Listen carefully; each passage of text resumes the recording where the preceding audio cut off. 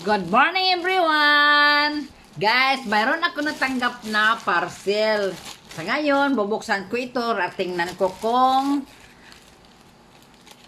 tama ba ang nakadating na order ko kay minsan. Sabi ng iba, hindi raw.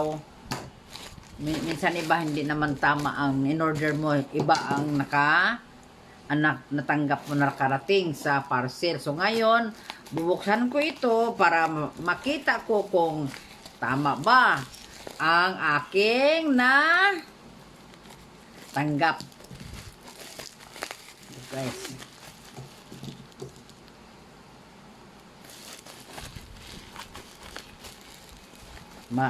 Maraming makapal ang nilagyan na silopin. Ano kaya ito? Ang order ko na papaya seeds. Nag-order ako itong dwarf papaya. Kasi yung mga papaya ko na tanim, mahaba pagdating na 1 year. 1 year. Ang haba na. Hindi ko na mapitas yung mga bunga ko walang hagdanan.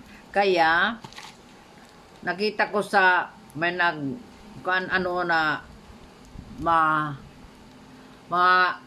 shirt lang na papaya, umorder ako ng liso ito, seeds ba.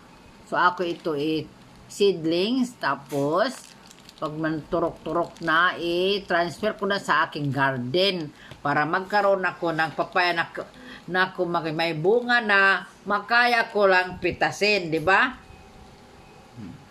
Yan ang gagamitin ko na tatanim ko ngayon na klaseng papaya. Papaya na dwarf dwarf. Marami naman akong papaya na tanim. Kaya lang, mahaba na kung 1 year na, mahirapan ako magkuha ng mga bunga. So, minsan na ako, tawag na ako sa ibang, tawag na para makapagpitas.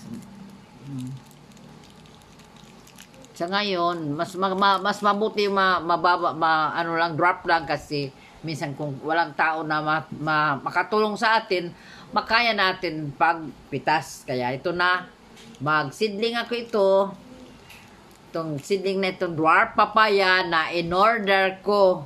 Tingnan ko kung tumuturok ba ito. So, i-update ko lang kayo kung tumuturok na at saka maitatanim ko na sa aking garden.